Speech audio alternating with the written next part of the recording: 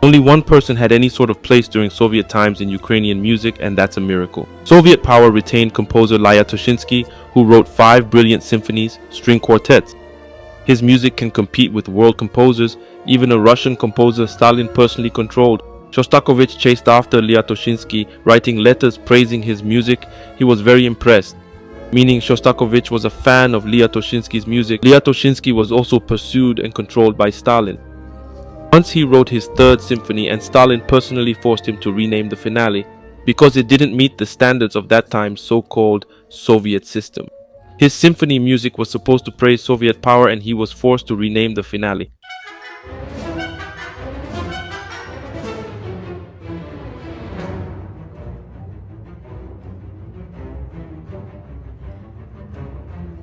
Currently, the 1st edition of the 3rd symphony is played from found notes, but it's not about that now.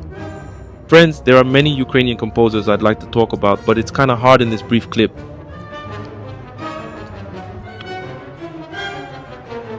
I can also mention the founders of Ukrainian music like Berezovskyi, Bortnyansky and Videl. These are composers who wrote choir music, the authors of choir concerts, which are the music we sing in churches now. One of them studied in Italy. He wrote several chamber works, symphonies, one of which I recently recorded.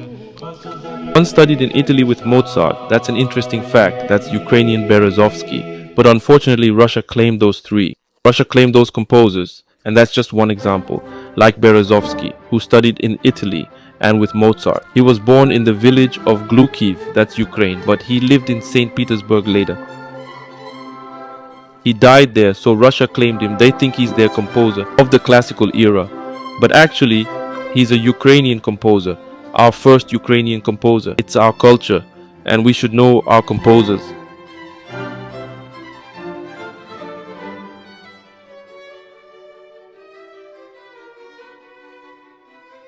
It's worth mentioning Mykola Lysenko.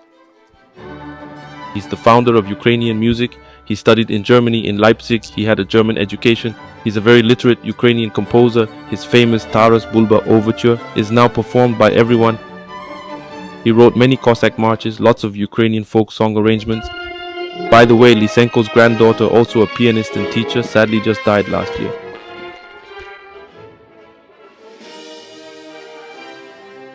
I can tell you a lot about Ukrainian composers, including modern ones like Stankovych, Skoryk, Frolyak or Kozarenko, but that's not the point right now. I want you to understand what Ukrainian identity and music is all about. It's completely different from Russian music. As an expert, a conductor and an artist, I can see, feel and hear this difference in music. If we look at it from the inside, we can also compare it to Ukrainian national costumes, which were much more beautiful than Russian ones.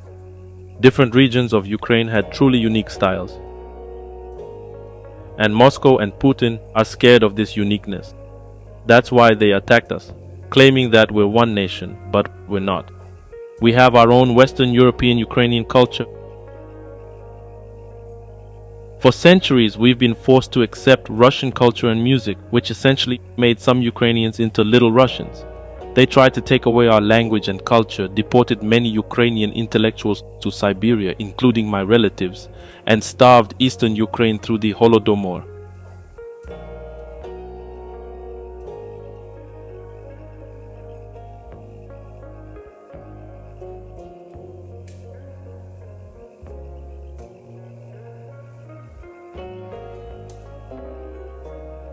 They settled Russians there, and those Ukrainians that remained might still remember something from before. This is the painful point from which everything started, and this is where Ukraine needs to heal. Our identity and culture should not just be preserved and restored for our own sake, but also for other countries.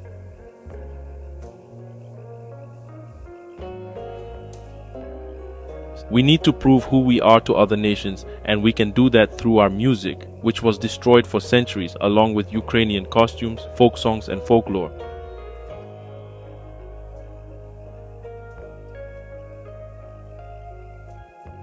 Look at Germany and how they cherish their 16 Alpine folklore and traditions. Look at Japan, where they still preserve their traditions and are proud of them. We, on the other hand, have our Carpathian forests cut down and sold. which is shameful and self-destructive. So let's examine some Ukrainian costumes, starting with the Hutsul region and Chernihiv region.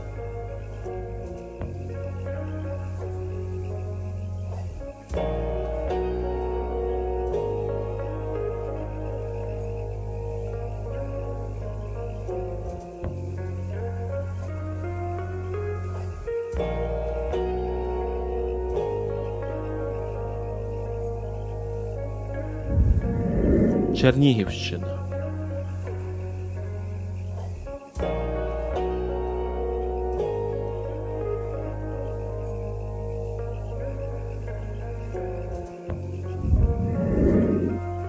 Донеччина.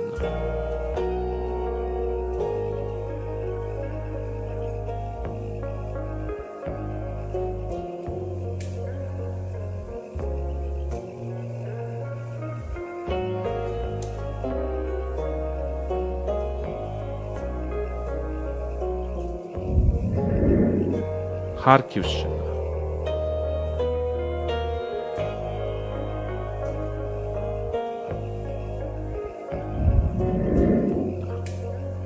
Львівщина.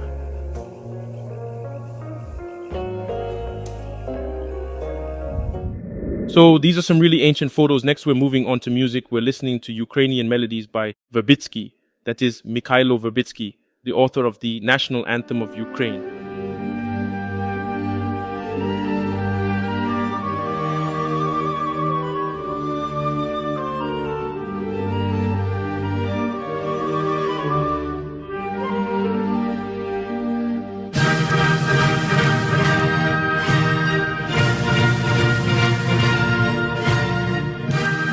He wrote 9 symphonies, but truthfully, these aren't 4-part symphonies as symphonies should be. But he was still a professional composer and he lived in Lviv region. This music talks about Ukrainian nature, Hutsul culture. This music is nostalgic, it's melancholic. It's about love for the homeland, it's calming music. There's also dance music, and this is what identity is all about. Now let's compare this music with Czech composers. I've often mentioned in my blogs that Czech music is closer to Ukraine than Russian is. Just listen to Smetana, for example, and compare with Ukrainian music by Verbytskyi.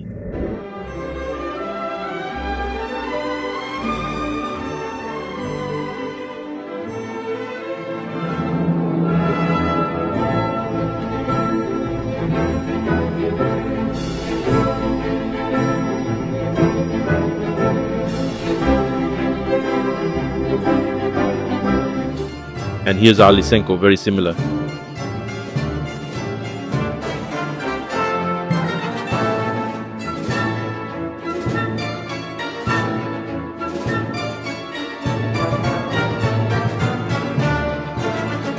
Smetana, he's the founder of Czech music, as well as Dvorak. They're 2 giants of Czech music.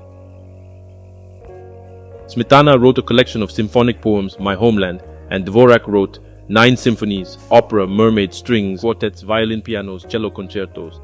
They're giants in the whole world, and they're Czechs, but their music is very close to Ukrainian. Why is that? Because they were part of Austria-Hungary. They traveled to the western regions of Ukraine and collected Ukrainian songs, just like Bartók, the Hungarian composer, did. Let's listen a bit. Doesn't ring a bell?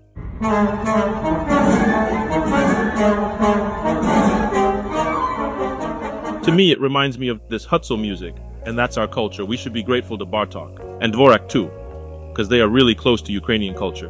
They're our neighbors. Now let's listen a little to Lysenko. His music has a touch of German influence because he studied in Germany. You can also feel the Ukrainian folk songs in his work. So Lysenko embodied Ukrainian folk music in his symphonic works.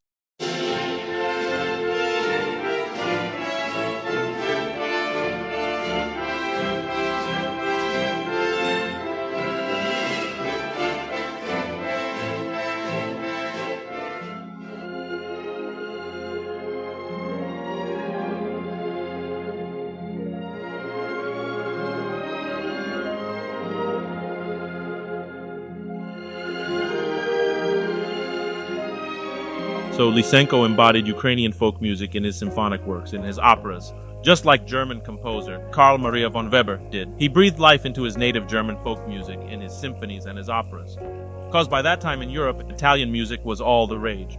So Lysenko did the same thing, but with Ukrainian music. In his music, you can feel the Cossack marches and once again, nostalgia, melancholy, love for the homeland.